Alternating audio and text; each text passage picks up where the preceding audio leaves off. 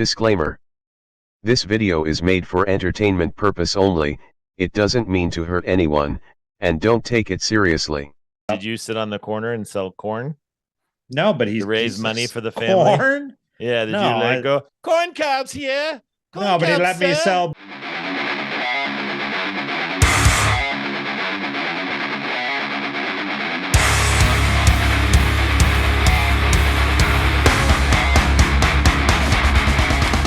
Let's get on with this. Me podcast, you listen. MC has a cell phone. If anybody would like to subscribe and talk to him through how to use his phone, he would gladly meet you at a library to have you help him. So we are on Me Podcast, you listen. MC, me got phone, not know how to use. So we've had this phone for probably years, but for some reason today it's on safe driving mode. And we lost him. He gone. So safe driving mode is what it's on. We're not sure exactly what happened to his phone, but it's not working. So hang tight here, kiddies, while we try to get MC. Oh, he's back on. MC's back. He's joining the call. He's back. He's back, folks. He's back. MC is back on the phone call. And he's still in driving mode, I'm assuming. We can hear noises. He's doing well. He's getting the phone situated. He's showing us the topic of the day, which is Gary Coleman's. Oh, looks like we're getting in position. He can hear the microphone moving. It's worse every time, doesn't it? Yeah. We did it, folks. It only took approximately, let's see what the recording time was, 6 minutes to get to this part of the show.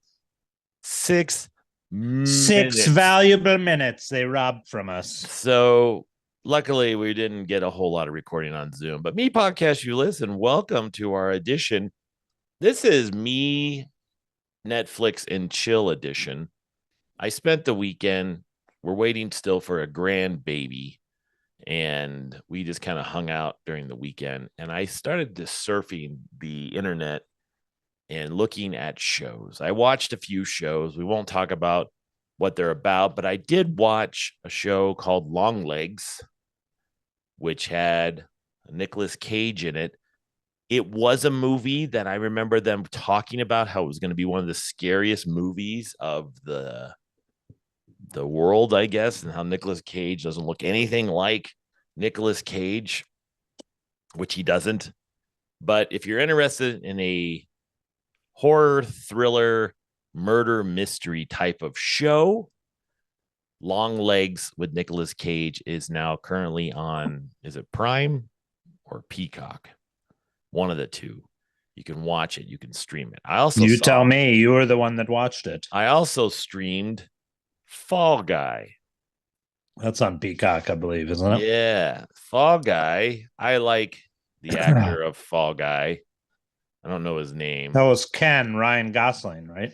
Ryan Gosling. He's a funny kid. I like him. He's a funny movie actor. I think he's a little underrated. He's kind of like the guy who plays, was it Ryan Reynolds? Ryan Reynolds, yeah. So very funny though, good movie. But Fall Guy is basically the TV show Colt Seavers. He's the stunt man. Kind of reminded me of Colt Seavers. You don't remember Fall Guy, the TV show? That sounds familiar, but so 70s, 60s, probably 80s. I don't think it was that old. 80s. I don't know. So you don't remember Fall Guy, the TV show? All right. Now you're gonna make me go back and hit it. So Fall Guy originally had the Bionic Man in it. Remember the Bionic Man? Remember that guy? Yeah. Lee Majors. Yep. So Fall Guy originally came out in 1981, and it was with Lee. I was such a wee lad then. And it was about him being a stuntman, but then he did like mystery. So basically, here's the bio. Hollywood stuntman Colt Seavers picks up some extra pocket money by using his rough and tumbling skills to track down and capture bail jumpers helped by his green younger cousin, Howie, and Jody, a beautiful stunt colleague. So pretty much the Fall Guy movie that came out is pretty much the same thing, but it doesn't copy the TV show, but it's similar. He's an older stuntman. He's doing shows, but it did have an interesting twist, a little long-winded, little long TV show movie, but it definitely was. Was it like Starsky and Hutch turned it into a joke? No, they actually didn't make fun of Fall Guy, the original TV show. They just that. So what the Fall Guy currently, the one that came out in 2024, which is so weird that it came out this year and it's already available on Peacock, is after leaving his business in 1 year because he got injured. Colt Seaver springs back into action when he stars in a big studio movie, suddenly disappears as the mystery surrounding the missing actor deepens. Colt soon finds himself ensnared in a sinister plot that pushes him to the edge of far more dangerous than stunts. So, interesting show. If you want to watch something that just kind of blows time, watch either Long Legs or Fall Guy. It looked like a love story with the blonde director in him. So it's not Emily Blunt. Emily Blunt is in it. She is in it. There is a love interest in there. Kind of got to watch the show, but there's also a twist as far as the criminal side of it. Something bad happens, but he's a stunt man, so he does stunts, and there's a lot of paying respect to stuntmen because they used real stuntmen for the show. There was not a whole lot of that, whatever they do now, the green screen bullshit. They actually did stunts. Stunts. Emily Blunt is a villain, and no, really gets revenge on him for breaking up with her. If you ever want to watch a really good movie, and you want to watch something that's about stuntmen, watch Hooper with Burt Reynolds. Burt Reynolds is in Hooper, which is about a stuntman. Police officer from Stranger Things. No, Hooper is a stuntman who's too banged up to remain. You know who else is in it? Is Terry Bradshaw's in that movie, Hooper. Really? Yep. Terry Bradshaw was in a few movies with Burt Reynolds because he used to formerly play for the USC Trojans. Terry Bradshaw. Speaking of football season beginning as we record this, Terry Bradshaw. So anyways, Hooper's a funny movie. It has Burt Reynolds in it. He stars as a stuntman. He does a bunch of stuff, but he's an older stuntman. They get a younger stuntman. That's kind of the whole premise of the movie, and he's too old to do some of these stunts now, and he gets kind of a butthurt. But Terry Bradshaw's in it. Where's her new? It's a young Terry Bradshaw. Speaking off the topic, where's her new tattoo? There it is. The crow. It's just Nordic crow head. Nordic crow head. Is that supposed to help you? It means new beginnings. New beginnings. New beginnings. Every time you shot put in the next Highland Games, you crowhead will help you. That's what you're gonna hear as I'm crowing. So, thanks for bringing that up. It's brand new too, so it's nice and clean. I knew something was different. It looks clean, and it's got the cover on it that's protected it. The epidermis. There it is. All right. So the show I wanted to discuss as I was surfing for things to watch, what caught my eye was this show. Now the world don't move to the beat of just one drum. What might be right for you may not be right for some. All right. So we watched the show, and this show came on because Gary Coleman had a biography or a documentary, or I think it's copyright struck. I don't think it's even official. His show, but it's called Gary is the name of the show, and it's about his life growing up and all the stuff that he had to deal with. Should have been called Nothing But Genes. Nothing But the Genes, the Gary Coleman story. Gary Coleman story. So if the Arnold story. Well, so you've heard about the Gary Coleman story, right? You knew back in the day all the stuff that happened to him. A little bit. I'd seen what this documentary you're talking about. I haven't watched it yet. But so there's been shows about Gary Coleman. There's been TV shows that have already discussed Gary Coleman's struggle. Gary Coleman was also he struggled with, because his family were his business, his agents basically. Yeah. And he was there. Basically, Gary was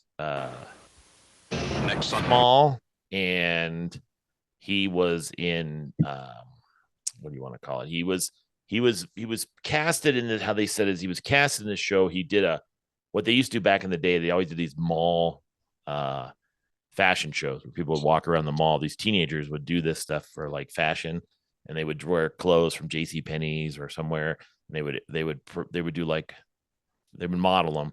Well, someone saw him, and then he was from Chicago, and they saw him. I don't remember that happening in Chicago. Well, they saw him, and they said, this kid could be famous. So of course the agent took him, and they said, we really liked his voice. So they put him on a commercial, and they said, this guy's cute. He'd be great. And then his first major role was on Good Times. He showed up in Good Times, and he was little, but he was, older. So he showed up in Good Times, and then they spun off Good Times and became Different Strokes. And Different Strokes, if no one knows exactly what Different Strokes was. So was he actual Arnold on Good Times? Yeah, he was on Arnold. No, he wasn't. I don't know if he was called Arnold, but so if people don't know, Anonymous, Arnold for Anonymous, and then one of the episodes of Good Times. No, him and his brother just mysteriously disappeared. He was kidnapped by a white man named Drummond. He was on. Now you got to look it up. He was on there. Well, you know what? What's his name was on there too? What was John Amos? No. John Amos. No, the Dana Plato. Jackson's. Janet Jackson was on Good Times too. Who did she play the sister or girlfriend? She was just on it. I don't know. She played like a girlfriend or something. But anyways, let me share his Good Times, since we've already been copyright struck, according to MC, who always copyright struck is what MC goes for every time we talk about anything. He's like, copyright struck. That's it. We're copyright struck. That's it. So you might as well play Good Times with Arnold. Probably can't hear it. Can you hear it? No. God damn it, man. I swear. It's not my fault. If I ever figure this shit out, it'll be amazing. So here we go. Now I can hear it. Aren't you a sweet little pumpkin face? Hey, Mama, you asking for it. So they said right away, that's what got him noticed, was the way his character was, right? They said he was funny, the way his voice sounded. I think he was only 5 or 6. Gary, maybe you should. Flo, that's sweet. Oh, he's playing himself. Playing Gary. Lady. Yeah. Gary, my name is Miss Forbes, and I just may be your brand new bus driver. Well, bus driver you may be, but brand new you ain't. Wow. Sassy one, isn't he? Times. So anyways, so Gary got into that, and then he got into Different Strokes. So the Different Strokes, if no one knows who's watching this episode exactly what Different Strokes is, Different Strokes moves the world. Different Strokes was released in 1978, and it went on until 1985, and it was an ABC, and then it went on to 1986. The series was Gary Coleman and Todd Bridges as Arnold and Willis, respectively, who are 2 boys from Harlem taken in by a wealthy Park Avenue businessman, and his daughter, Philip Drummond. Conrad Bain is a widower from his deceased mother, previously worked. His daughter, Kimberly, is played by Dana Plato, which she passed away as well during the first season, the first half of the second season. Charlotte Ray, that was Mrs. Drummond. Was that Mrs. Drummond or Mrs. Garrett, wasn't it? Yeah, Mrs. Garrett. And then ultimately the housekeeper. Or was that her name on? Then she became Facts of Life. Well, she was Mrs. Garrett in there, and then she turned into Mrs. Garrett on the Facts of Life. And then. So that was a spinoff of. The spinoffs. They're all spinoffs. They're all, everybody's related in all these TV shows. So yeah, so that Mrs. Garrett, I used to be a nanny for a sassy. I used to be a nanny for a really rich white dude and African American children, and then I went on to do a woman's, what was it, like a girls' home or a Yeah, it was girls' like school? a dorm or something, wasn't it? Or not dorm, but like, yeah, it It was was like a girls' school where yeah. everybody liked the girl who acted like a boy. What was her name? Oh, I don't remember. Raj. I don't know. Okay, so we're losing focus. So, anyways, the show, the only person that's alive, Who's spun off into another the only person that's alive in the show is Todd Bridges. He's the only one that appears on the episode of this documentary. They didn't even attempt to get to You said this kid's name. Mr. D. I didn't even know what this kid's name is. Not Arnold. Fucking. Damn it! What the hell is his name? I knew you were gonna said ask. his name. So Yeah. the cast that you said his name was like Mr. D or something. He used to say Mr. D. It was the little redheaded kid. Yeah, the redheaded kid. What the hell was his name? The redheaded kid that no one even listened to. Why did they have to have another kid in this show? I mean, I don't know. Everybody was getting older, and then they had to add a little kid. Yeah, they had to add a sassy ginger kid. So people that were in the show were Gary Coleman, Todd Bridges. His name was Mr. Drummond. His name was Coach JC. Dana Plato. His name was Stephen Mond, right? Or was it Danny Kuski? The little kid? Yeah. I know. I was looking at a little kid what was his name on the show? Sam. That's it. Sam McKinney. His name is Dan McKinney. Kuski. And guess what Dan Kuski did with his life afterwards? He was in movies like, you ready for this? The Little Troll Prince. He was in movies Prophet of Evil. He was in movies Smoky Mountain Christmas with Dolly Parton. Wow. Also appeared in Mac and Me, and he was in the Lorax. Did he ever become an adult? Yes, he became an adult. And they even list him we look at Wikipedia as American actor who appeared in shows as Long Gone Clutch and Kick Balkowski. So basically what happened to this guy is an American actor. He's best known for his roles in TV shows such as Different Strokes, and he was also in Salute Your Shorts with Hannah Montana. And he'll forever only be known as Sam, the little redheaded kid. Never could get. So this goes into what I was saying. Who was more annoying than Arnold in his early years. So that's the show, right? So that's the show that's on Peacock right now. Is they talk about how Arnold, he couldn't get into any other, or I shouldn't say Arnold, Gary Coleman could. Speaking of typecast, it goes right into my stupid saying. So he couldn't get why is it the documentary named Arnold? Wouldn't that have been funny? Streaming now, Arnold. Todd Bridges is the only one who says, he would have hated the name of this documentary, don't you? So basically, someone had to write about it. The documentary about Gary Coleman's difficult life, suspicious about his death. That is one thing that they said. They thought that he was murdered. They didn't think he died natural causes. He did have kidney problems. I hope we're recording. We're recording? Yeah, okay. He didn't die of kidney problems. Late for that. He didn't die of kidney problems. He died, but something happened to him where he started hemorrhaging out of his head. No one seems to know. He had a girlfriend that was his wife, and then he divorced her. That lived in Utah that they didn't like. Everybody thought she was just in it for the money. Who said he thought they killed him? Was it Todd Bridges said that in the documentary? Other people said that they thought that he. So basically, here's the story. So the life of Gary Coleman, based on this magazine article from the Cider. Life of Gary Coleman, who died in 2010 at the age of 42, is mostly well known as public pretty much knowledge that it was a happy one. He exploded. What the hell does that mean? It's mostly well known, and the public pretty much knows it isn't a happy one. So that's what they talk about. His life was he had to fire his parents from being his agents. They think they stole like millions of dollars from him. Yeah, he wasn't the only one. Obviously, there's been a lot of. It's kind of like the story of the what do you call it? Like the story of child actors back in the 80s. Yeah. Right?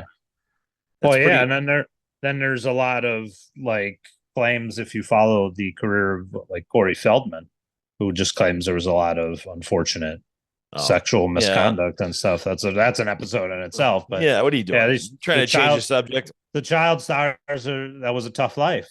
So basically, what the talks about is through exclusive interviews with Coleman. They actually have Coleman talking in there as an adult, and former co-stars Todd Bridges, former managers, and his strange parents, and Coleman's ex-wife's documentary. So his estranged parents are still alive? They're still alive, and they talked about like they did this. None of this is true.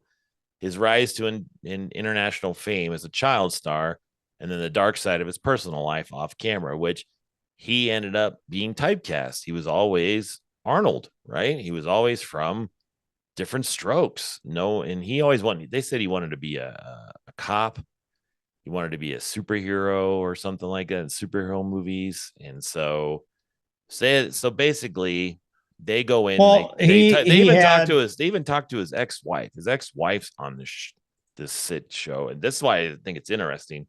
She's on it, and she's talking about their life, and then like in a different scene, they're talking about this life, like this girl was mean to him and everything, and they even show a scene where he's yelling at her about all you want is money, and there is no money, and that's what he tells her, and she's just staring at him. So it just seems really. It almost seems like the guy passed away almost 15 years ago. Yeah. But we're still harping on his life. And we already knew it was a tough life because at 9 years old, he had kidney problems. And so he had to get kidney dialysis. He didn't even have kidneys. He had to get dialysis through his body and all that shit. So at 9. Yeah, at a young age.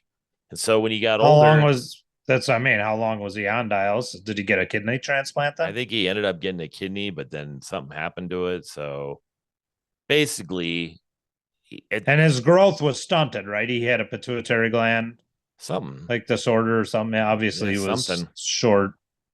Like very short. So what they said is in 2010, he suffered a brain hemorrhage. He was 42. The former star endured several medical problems, including several operations, a seizure, a transplant. He also battled a lifelong kidney condition, which ultimately stunted his growth and resulted in him being only 4'8". Coleman rose to fame by playing Arnold Jackson, the plucky Harlem boy adopted in a wealthy with a household of different strokes from 1978 to 86, which he was much mimicked catchphrase. And that was the other one they said, what you talking about, Willis? He was talking about how he hated saying that, and people would stop him and be like, come on, say it, say it, say it. So it sucks, what a suck life. Say the name, Bart. Say the phrase, Bart. Yeah, come on. Remember that Simpsons episode where they kept fucking with him? Say it, Bart. So it's on Peacock. It's if you remember. Is it just sad? Like, is it just sad all around? Yeah, it's the whole thing because it's child stars, right?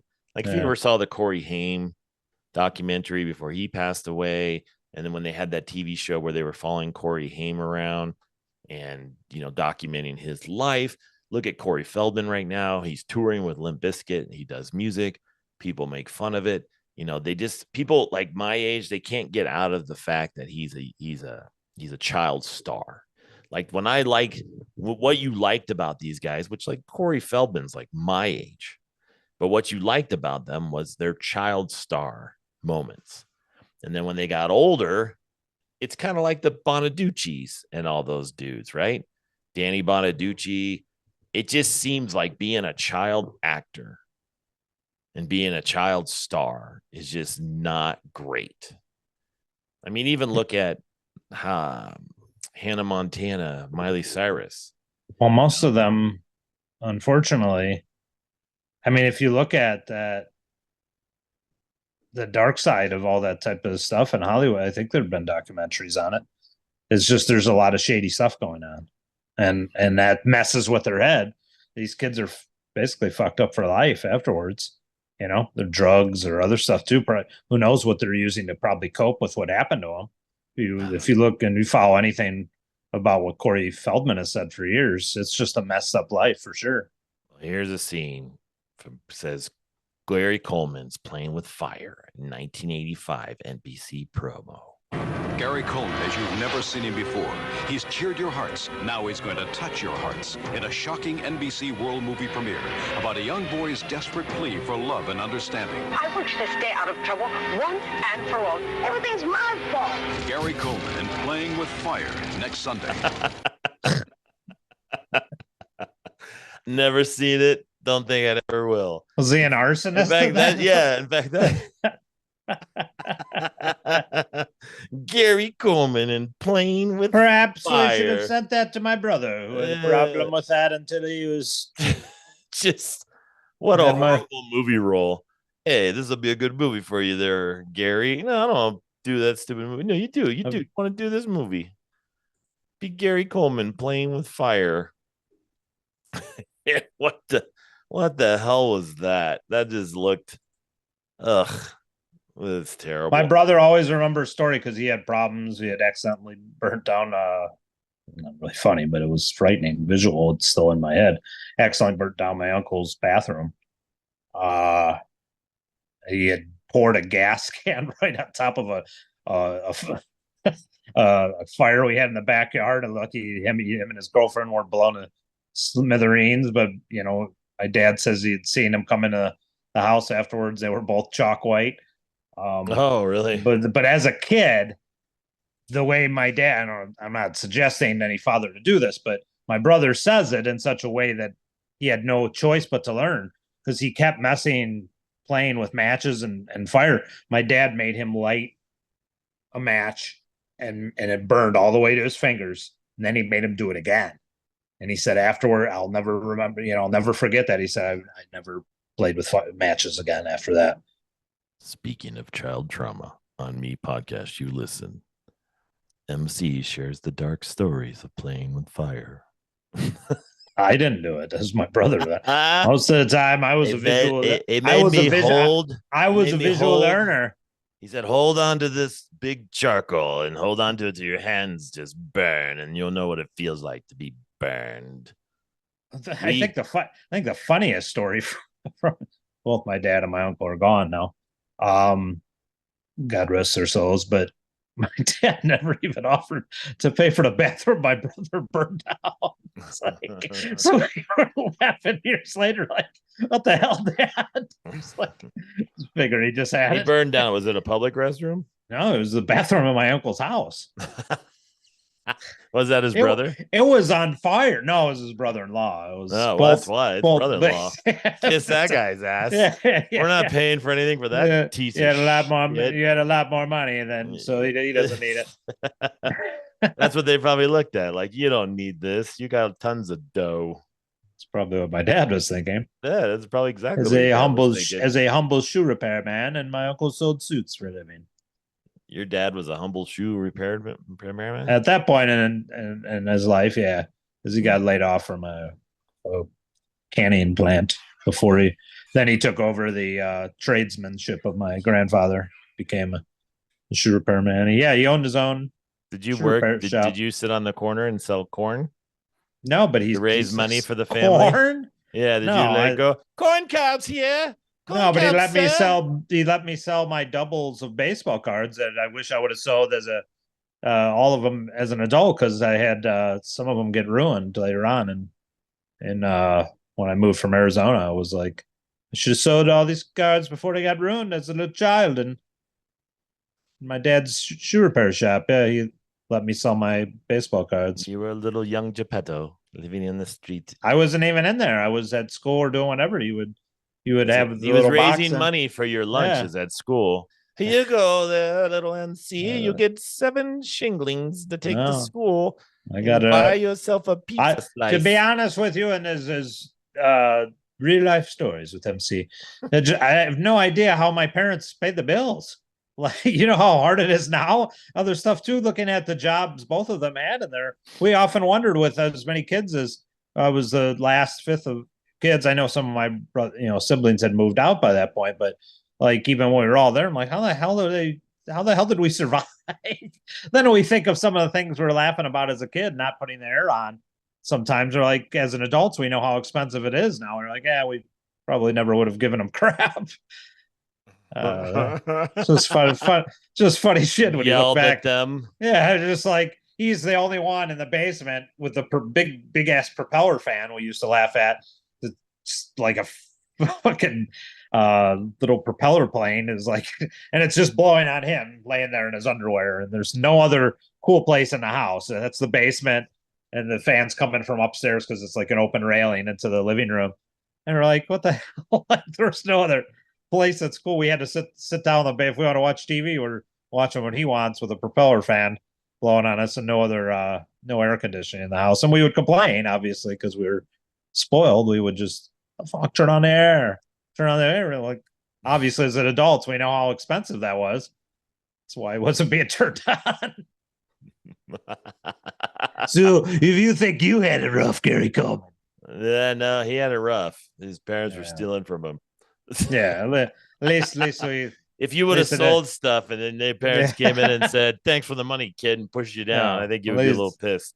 At least my parents didn't steal money from me. But for me, Different Strokes taught lessons for us in life. And Miss Nancy Reagan was on Different Strokes, and there was quite a few lessons learned. And MC There's a lot of serious episodes. Yeah, the one behind me. Yeah, there was one a serious episode.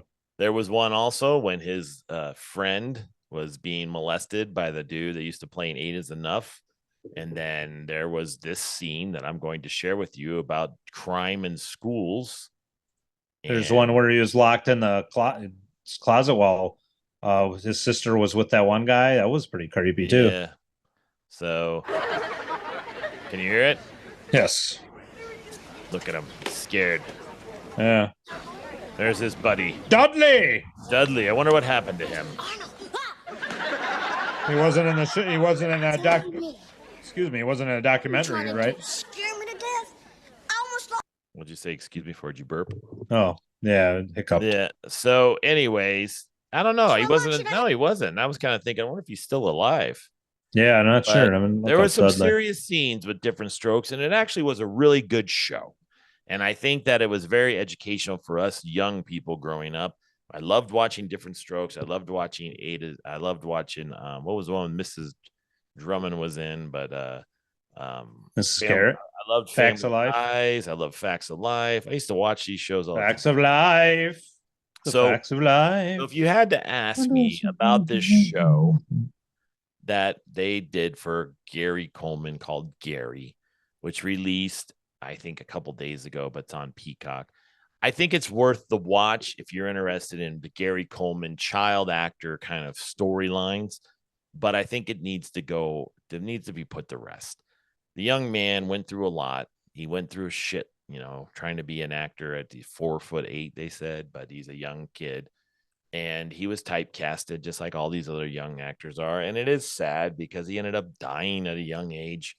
No one knows exactly how. It seems like a lot of people are just capitalizing on this show, just trying to get some kind of either attention or something. But it just is sad that they still have to harp on someone who's been dead for almost 15 years. And I think Gary Coleman was a great, influence for young people. And a lot of people loved watching him and Todd Bridges and Facts of Life and all that when growing up. So I feel like this is a clip for the shorts, just like you're pleading for Reagan. This is going to be a clip of the leave Gary Coleman alone. Leave him alone. Leave him alone. He was a young child star. You entertained us for years. What are we doing? I mean, again, childhood. Leave Reagan alone, everybody. Let her break dance into oblivion. And she's still showing up, right? Leave Hawk Tui girl alone. Let her hawk all over everything. And she's in the 10th minute of her 15 minutes of fame. Yeah, just leave her alone. Let them be, man. Let her murder money and disappear into the sunset. Wonder. Okay, so ask yourself this question: Why are they bringing the Gary Coleman story back out? Why would they do that? It's a good question. Starve for content, maybe. Why though? But why Gary Coleman? I mean, everybody knows it wasn't a great life, and everybody knows the story if you watched it, and everybody knew about his health history even when you were younger. But why bring it back to to bring back another scene? Who owns the rights? That would be the people who are probably funding it. whoever owns the rights to Different Strokes, because that would probably That's cause not even people what to, they talked about. They Yeah. didn't even talk about they Different didn't even Strokes. talk about that. That's what he's most known for, though. But they talked about how he got on it, but they didn't talk Yeah. about why they're bringing up this story again about his life. Huh. And all these people that are in it, you're just like, you know what? Why the fuck are we bringing up this guy's? Did Todd Bridges write a book about him, or what the fuck? That's the one thing I don't understand. What either. you talking about, why Willis? is Todd- The why is Todd Todd- Bridges autobiography of himself and Gary Coleman. Yeah, why is Todd Bridges in it? Maybe he produced it. Yeah. So, anyways, just to go to Wikipedia, the saying something that's funny. Remember Dickie Roberts? Do you remember that movie? Dickie Roberts, The former child star with not Dana Carvey, with David Spade. Did you ever see that movie? No. And what year was that movie out? Do you ever watch TV? So, Do you ever go back in time and watch everything you missed from the 1980s? Do you ever just go back? And I just was reminisce? a child in the 80s. So, anyways, there's Playing a scene, video games, I can't comic find books. it. I can't find it, but there's a scene in Dickie Roberts where he's sitting around a table with all these child former stars. I think Chunk. I think Chuck. Yeah, that dude's skinny now. Believe that Is shit? he for real? Yeah. So Lyle Zeta is dead. You're talking about welcome to a sad me podcast. Sloth. We're talking about all the bad things in child star. Don't ever be an actor. It's fucking miserable. Who are these guys? They're talking about don't ever promote, dark side of promoting. Don't do anything that's just terrible. Don't even be on screen. Just forget this shit. Don't be a Hawk Tui girl. Don't be Ray Gun. Don't be anybody that's just don't do anything. Hey, we got a lot of phantom lights. listeners. So, we got some periodic listeners that come back occasionally. We got to give them some entertainment. Stay out of the limelight. In fact, don't subscribe to this show. Don't subscribe to anything. Rest in peace, Gary Coleman. We want to be the worst podcast of all time. Rest in peace, Gary Coleman. That should be the name of our show. Fucking worst podcast ever. I'm sure someone has already done that, but we could make it more. We could make it more unpopular. I'll just change my backdrop. Leave this man alone. No more shows about Gary Coleman and his life. Our goal is to get the least amount of viewers possible, including ourselves watching. This guy went through so much. Let him be. Right? Let him alone. As far as I know, he was left until we seen this documentary that created a regurgitated his life. documentary, and right away I was attracted to it like a moth to light, and I was like, I want to see what this is about, and it was about exactly what I thought and worse. So it just was horrible, and I felt bad. It actually made me feel bad the rest of the day. I felt horrible for this show. Oh, so our next episode, we're going to talk. We're not helping the ratings for that. On Peacock for this. We ran out of time. Thank you for tuning in to Me Podcast You Listen. Make sure you check out Gary on Peacock, and also tune in to some other episodes we release on Me Podcast You Listen. Make sure you subscribe, and thank you for your support.